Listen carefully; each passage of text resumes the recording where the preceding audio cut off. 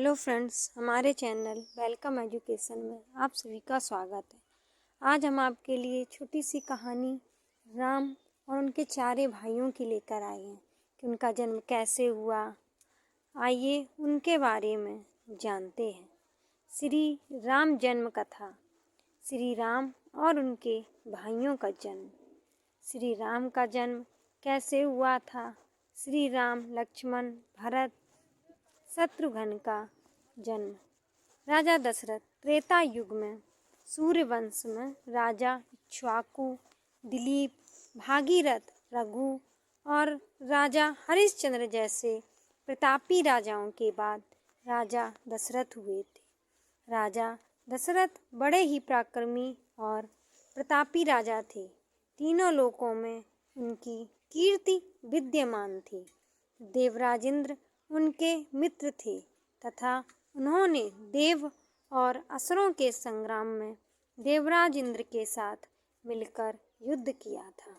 राजा दशरथ का साम्राज्य दिन दुगनी रात चौगनी उन्नति पर था, लेकिन उन्हें केवल एक ही चिंता सताए जा रही थी कि उनके बाद उनके वंश का क्या होगा।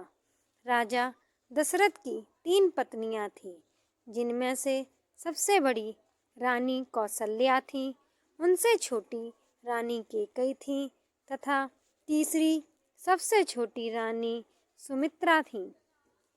3 पत्नियां होने के बावजूद राजा दशरथ की कोई पुत्र नहीं था जो उनके कुल को आगे बढ़ा सके। इसलिए उन्हें अपने कुल के अंत का डर सताए रहता था। श्री राम जन्म कथा।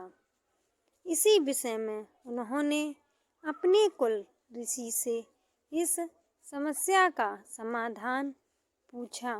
उनके कुल ऋषि ने बताया कि उन्हें पुत्र प्राप्त करने के लिए पुत्रेष्टि यज्ञ संपन्न करना होगा, जिसके फलस्वरूप उन्हें पुत्र की प्राप्ति अवश्य होगी।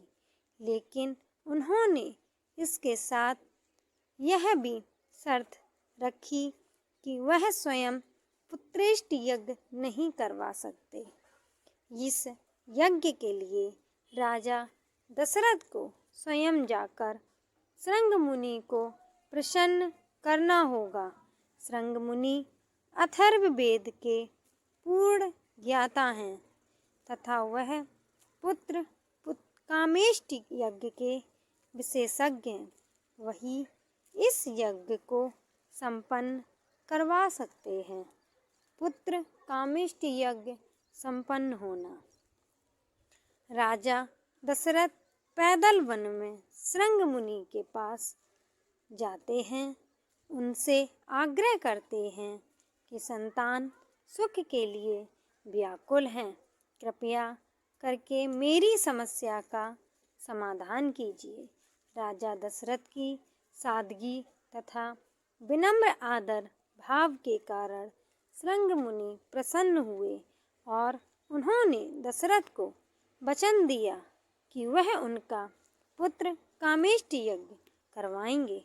उसके पश्चात शुभ मुहूर्त देखकर उन्होंने दशरथ का पुत्र कामेष्टि यज्ञ संपन्न करवाया। यज्ञ संपन्न होने के बाद हवन कुंड में से अग्निदेव एक खीर का पात्र लेकर प्रकट हुए और राजा दशरथ से बोले, हे राजन, यह खीर ले जाओ और अपनी तीनों रानियों को बराबर खिला दो। इससे तुम्हें संतान प्राप्ति अवश्य होगी। श्री राम तथा उनके भाइयों का जन्म। राजा दशरथ खीर का पात्र ले जाकर रानी कौसल्या तथा रानी कैकेयी को देते हैं। रानी कौसल्या तथा रानी कैकेयी अपने पात्र में से एक निवाला सबसे छोटी रानी सुमित्रा को खिला देते हैं, जिसके प्रभाव से कुछ समय बाद राजा दशरथ के घर में एक साथ 4 पुत्रों का जन्म होता है। बड़ी रानी कौशल्या सबसे बड़े पुत्र राम को जन्म देती है।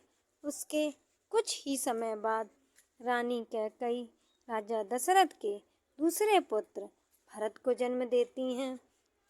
कुछ ही घड़ी बीतने के पश्चात रानी सुमित्रा राजा दशरथ के तीसरे पुत्र लक्ष्मण को जन्म देती हैं तथा कुछ ही क्षण बाद वह दशरथ के चौथे पुत्र शत्रुघ्न को जन्म देती हैं।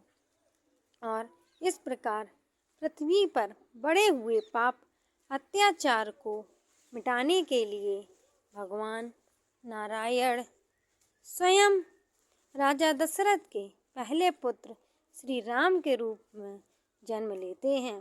भगवान विष्णु के राम अवतार का साथ देने के लिए शेषनाग लक्ष्मण के अवतार में जन्म लेते हैं तथा उनके साथ ही भगवान विष्णु के सुदर्शन चक्र भरत के अवतार में जन्म लेते हैं तथा शत्रुघ्न भगवान विष्णु के शंखशैल के अवतार होते हैं। श्री राम लक्ष्मण भरत और शत्रुघ्न को 4 पुरुषार्थ का रूप माना गया है, जिसमें श्री राम धर्म का रूप होते हैं तथा भरत मोक्ष का रूप होते हैं। उसके साथ ही लक्ष्मण जी को काम का प्रतीक माना गया है और शत्रुघ्न जी को धन का रूप माना गया है। दोस्तों, हमारे द्वारा दी गई ये जानकारी आपको कैसी लगी, कृपया कमेंट में करके बताएं। हम आपके लिए नई नई कहानियाँ लाते रहते हैं। रामायण से जुड़ी मुझे कुछ भी मिलता है आपके लिए ज़रूर हम लाते हैं।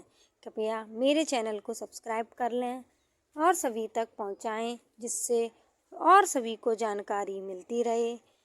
धन्यवाद।